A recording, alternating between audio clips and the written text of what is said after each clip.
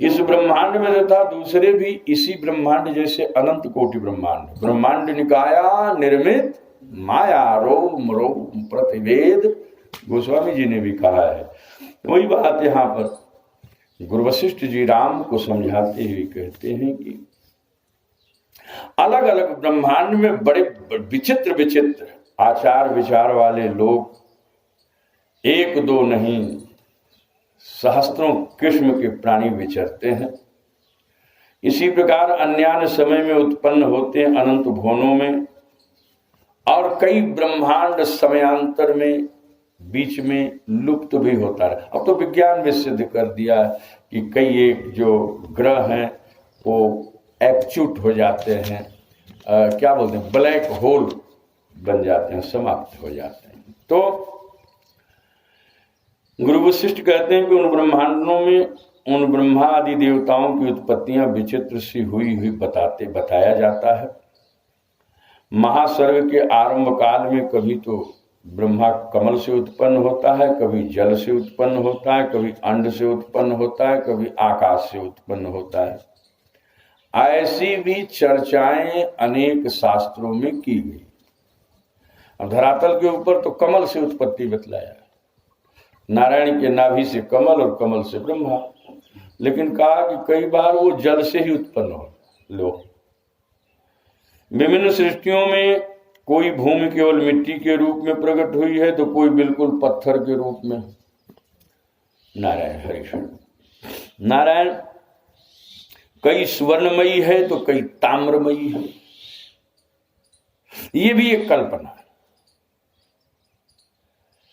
अब केवल ताम्रमयी है, केवल स्वर्णमयी है, तो वहां जीव कैसे रहेगा? सोने खाएगा? या तो सोने में रहने वाला कोई जीव होगा तो यहां बता भी रहे हैं कि वैसा ही होगा। इस ब्रह्मांड में भी भिन्न भिन्न प्रकार के कितने ही आश्चर्यमय जगत हैं। ये सारी की सारी सृष्टियां उस परम चेतन तत्व से उत्पन्न होती है, उसी में रहती है और उसी में विलय हो जाती हैं। ये सृष्टियां पूर्व से पूर्व काल में भी थीं, आज भी हैं, और अनंत काल में इसी तरीके से जैसे सागर के अंदर लहरें बनती बिगड़ती हैं, वैसे ही बनती बिगड़। नारायण ये मत समझना कि सतयुग द्वापर त्रेता कलयुग एक बार आता है, ये अपना चक्कर लगाता रहता है। जिस प्रकार सोमवार से लेकर के रविवार तक फिर सोमवार आ जाता है, ऐसे ही सबका चक्कर चलता रहता है। कृष्ण ने भी गीता में यही बात कह दिया कि एवं प्रवर्तितम चक्रम। नारायण परम ब्रह्म परमात्मा में कभी यह जगत व्यक्त और कभी अव्यक्त होता रहता है। संपूर्ण ब्रह्मांड अव्यक्त से व्यक्त में आ रहा है और व्यक्त से अव्यक्त में जा रहा है। बार बार जन्म और मरण होते रहते हैं। सुख दुख का कारण कर्म के अंदर वासना होता है। कर्म में जब तक वासना आपकी रहती है, वो वासना ही आपके नवीन जीवन का कारण बनती रहती है।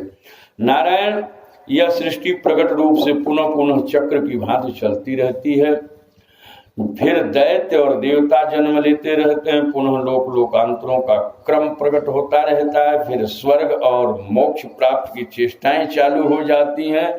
और नारायण कहीं पर इंद्र चंद्रमा का आविर्भाव होता है, कहीं अनेकानेक दानव बारंबार जन्म लेते रहते हैं। कभी मनोरम दिशाएं लगती हैं, कभी ये दिशाएं भी विभत्स लगती हैं। नारायण काल रूपी कुम्हार नाना प्रकार के प्राण रूपी प्यालों को बनाता रहता है और पुनः बड़े वेग से निरंतर कल्प नामक चाक के अंदर घुमा के सबको पीसता रहता है। ये काल चक्र कौन सा? वो पहले महाभारत में दिखाता नहीं था, मैं समय हूं, और एक चक्र घूमता रहता। तत्पश्चात गुरु वशिष्ठ ने कच उपाख्यान सुनाया। कौन सा? वशिष्ठ कहते हैं रघुनंदन इसी प्रकार इसी प्रसंग में बृहस्पति के एक पुत्र हैं जिनका नाम है कच। कच ने जो पवित्र गाथाएं गाई थी उसका मैं वर्णन आपको सुना रहा हूं। एक बार मेरू पर्वत की तलहटी में देवगुरु बृहस्पति के जो पुत्र हैं कच, वो तपस्या में लीन थे। महाराज ब्रह्म विचार कर रहे थे, वहां उन्होंने सुनी हुई ब्रह्म विद्या का बारंबार मनन किया। किस विद्या का?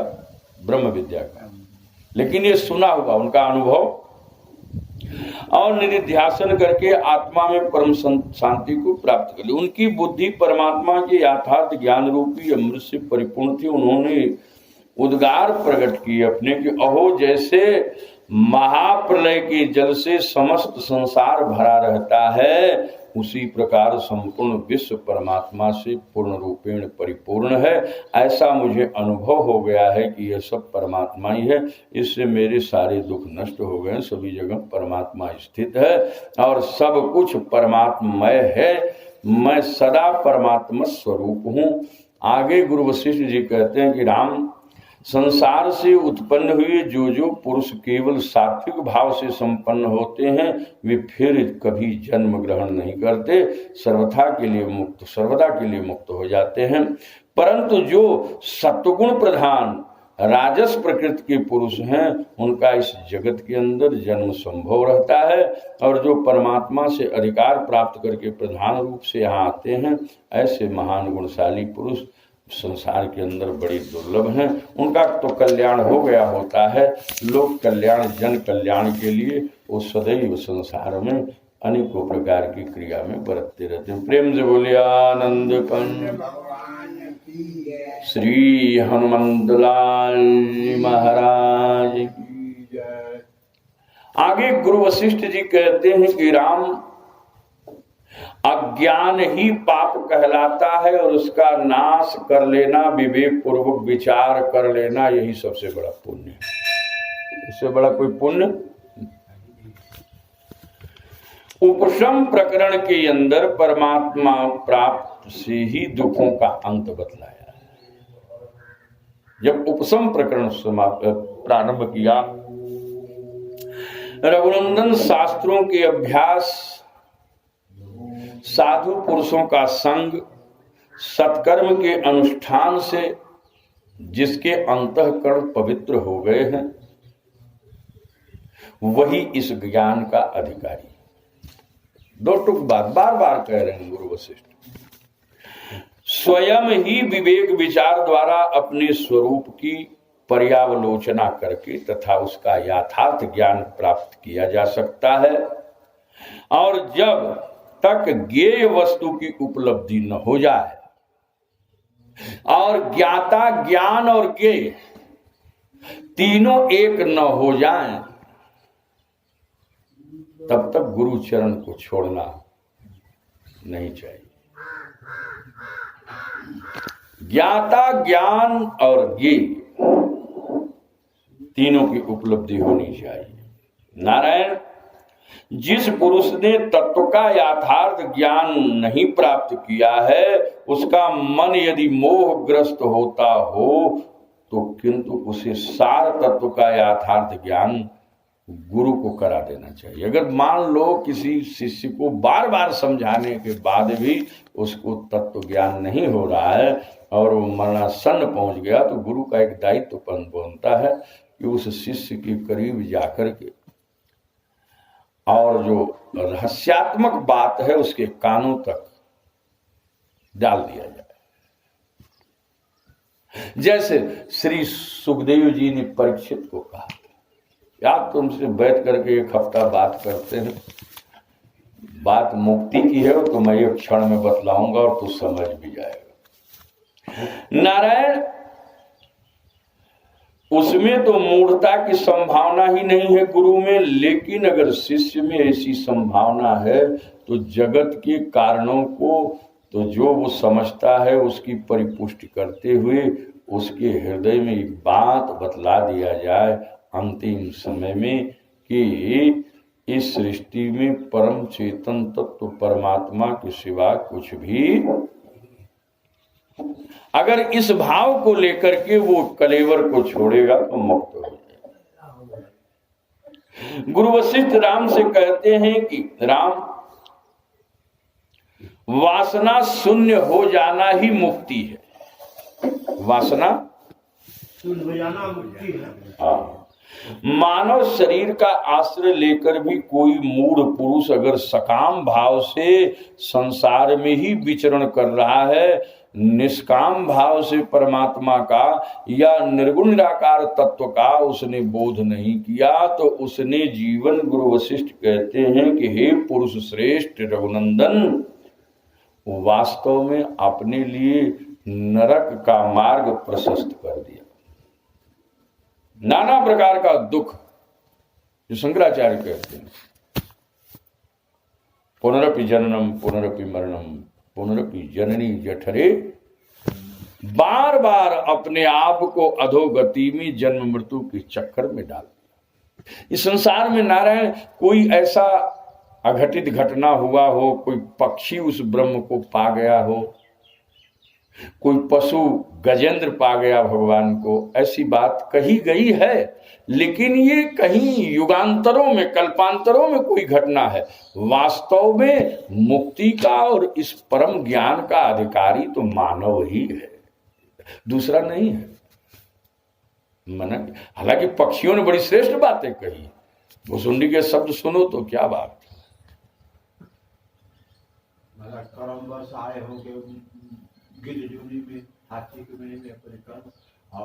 लेकिन ये कल्पांतरों में बता तो दिया, युगांतरों में ऐसी एक आदि घटना है, पर मनुष्य तो हर युग में, हर समय में इसका अधिकारी है और प्राप्त भी करता। आज भी ये नहीं समझने की आवश्यकता है कि ऐसे महत् पुरुषों की संख्या संसार में कोई कम है। हमको तो लगता है भाई कि बड़े बड़े ज्ञानी बहुत धुरंधर पड़े हैं, हम ही कहीं चूक रहे, हमारी दृष्टि नहीं खुली, हम उनका दर्शन, कई तो अपनी को ज्ञानियों समझ करके बड़े बड़े महत् पुरुषों को ही गालियां दिए जा रहे लोग।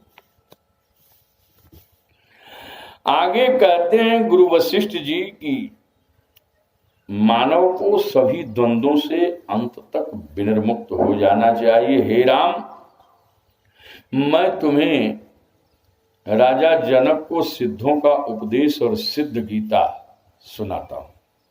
कौन सा? विदेह देश में जनक नाम के एक बड़े प्रसिद्ध और पराक्रमी राजा थे। गुरु वशिष्ठ कह रहे हैं राम को, जब भी राम का विवाह नहीं हुआ, अभी बाल्यावस्था में गुरु उनको शिक्षा दे रहे हैं। जिनकी सारी आपत्तियां नष्ट हो चुकी थी, ऐसे विदेहराज, संपत्तियां दिनों दिन बढ़ रही थी, बड़े ही उदार चित्त थे, दानी थे। एक दिन वे किसी उपवन में गए जहां एक कुंज में कुछ सिद्ध महापुरुष उपस्थित थे। जनक जी, नारायण गुरु वशिष्ठ कहते हैं कि जो दूसरे को दिखाई नहीं देते थे, उनके मुख से कुछ उपदेशात्मक गीत निकले। राजा ने उन गीतों को सुन लिया। वशिष्ठ कह रहे हैं कि राम, एक बार विदेहराज जनक एक उपवन में ऐसे ही चलते हुए गए तो वहां वन प्रदेश में जो निकुंज था, घने जंगल थे, वहां कुछ सिद्ध महापुरुष आपस में चर्चा कर रहे थे।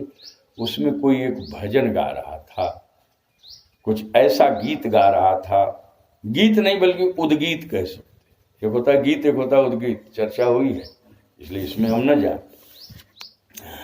नारायण, उस गीत को जब राजा जनक ने सुना, वासना रहित दृष्टा दर्शन दृश्य की त्रिपुटी को त्याग देने पर जो विशुद्ध दर्शन या ज्ञान के रूप में प्रकाशित होता है, उस विशुद्ध आत्मा की हम उपासना करते हैं। ये भाव उस गीत में गाया गया। आस्ती और नास्ती इन दोनों पक्षों के बीच में उनके साक्षी रूप में जो सदैव अस्ति और प्राप्ति, इतना है और इतना प्राप्त कर लूंगा, नारायण वो प्रकाशनीय वस्तु को प्रकाशित करने वाले उन परमात्मा की हम उपासना करते हैं। ऐसा विचार उस भजन में बतलाया गया। जिसमें सब है अथवा जिसका सब है, उसके लिए यह सब है। जिसके द्वारा सब है तथा स्वयं ही सब कुछ वही है। इसको ध्यान से समझना। जिसमें सब है, जिसको कबीर ने कहा पानी में मीन पियासी, जिसमें सब है जिसका सब है, जिसके लिए सब है, जिसके द्वारा सब है तथा स्वयं ही वो सब कुछ है, उस परम सत्य आत्मा की हम उपासना करते। ये गाया जा रहा है भजन। निकुंज में बैठे हुए सिद्ध महापुरुष ये सब गा रहे हैं कि जिसमें सब है, जिसका सब है, जिसके लिए सब है, जिसके द्वारा सब है तथा स्वयं ही वो सब कुछ है, उस परम सत्य आत्मा की हम उपासना करते। परमात्मा नहीं कहा है, उस आत्मा की उपासना। जो हृदय गुफा में विराजमान दीप्तिमान परमेश्वर को छोड़कर दूसरे का आश्रय लेते हैं, वो हाथ में आए हुए कौस्तुभ मणि को त्याग कर तुच्छ दूसरे महाराज धातु को पकड़ लेते हैं। जिसको गोस्वामी जी ने कहा कि कांच किरीच बदले ते लेही, करते डार परसमनी देही। जो दुर्बुद्ध पुरुष भोग्य पदार्थ की अत्यंत निरसता को भी उसमें बारंबार अपने मन की भावना को बांधता है, वास्तव में वो मनुष्य मानव स्वरूप में होते हुए भी पशु से भी बदतर है। उपशम या शांति के पवित्र सुख को प्राप्त करने के लिए उत्तम मनोनिग्रह, जिसको सम कहा गया है सांख्य की भाषा में, मनोनिग्रह से उसको सम से उसको संपन्न होना चाहिए। उस पुरुष का शुद्ध चित्त ही शांति को प्राप्त कर सकता है। जिसका चित्त शांत हो गया है उसी को अपने परमानंदमय स्वरूप आत्म तत्व का महाराज बार बार दीर्घ काल तक चिंतन करने से उसका हृदय पवित्र होकर के उसको वो तत्व दिखता है। राजा जनक ये बात सुनकर के बार बार इस पर विचार करने लग गए। ये जिसमें सब है, जिसका सब है, जिसके लिए सब है और जिसके द्वारा सब है तथा वो स्वयं ही सब है। वशिष्ठ जी कहते हैं कि रघुनंदन उन सिद्ध गणों के मुख से निकले हुए उन उपदेशात्मक गीतों प्रवचनों को सुनकर राजा शीघ्र ही निर्वेद को प्राप्त हो गए। क्या हो गए? सुना है, कितना अंतःकरण पवित्र हुआ होगा। सुनते ही निर्वेद हो गए। निर्वेद का मतलब क्या है? निर्वेद का मतलब अब कुछ भी जानना उनके लिए शेष नहीं। वेद माने जानना होता है। वे अनासक्त भाव से न्यायतः प्राप्त हुई कर्तव्य कर्म का संपादन करने के लिए उठे। फिर उन्होंने उनके हृदय में कभी किसी प्रकार का मोह नहीं हुआ और उनके मन में ममता और आसक्ति भी निकल गई। वे विक्षेप रहित और शांत स्वभाव से स्थित। तब से लेकर उन्होंने न तो दृश्य जगत में मन को लगाया, बुद्धि के द्वारा दृश्य जगत को ग्रहण किया और न ही उसका कभी उन्होंने त्याग ही किया। वे परमात्मा के यथार्थ ज्ञान से निपुण हो जीवन मुक्त होकर के अपना जीवन जिए। राजा जनक को पाने योग्य परम ब्रह्म परमात्म रूप वस्तु की पूर्णतया प्राप्ति हो गई। अब उनको इस संसार में कुछ भी प्राप्त करना शेष नहीं रह गया। इसीलिए तो वो तत्वनिष्ठ महापुरुष जब राम को देखे हैं अमराई में, उन्होंने कहा कि हे गुरु विश्वामित्र, आप करुणा करके बताइए कि ये दोनों बालक कौन हैं? ये दोनों बालक कौन? क्योंकि मेरा मन जो है स्वाभाविक अपना गुण धर्म छोड़ रहा है। मेरा मन सहज वैरागी है। मेरा मन और वैरागी मन आज इनके जो नाम और रूप को बिल्कुल मिथ्या मान लिया था, आज इनके रूप में मेरा मन आकर्षित होकर के खींचा जा रहा है। मेरा मन अंतर्मुख है लेकिन आज बहिर्मुख हो गया, बाहर के दृश्य में फंसा जा रहा। सहज विराग रूप मन मोरा, थकित होई जिम चंद्र। ये कौन है? किसी राजकुल के राजकुमार हैं कि किसी ऋषि कुल के तिलक हैं?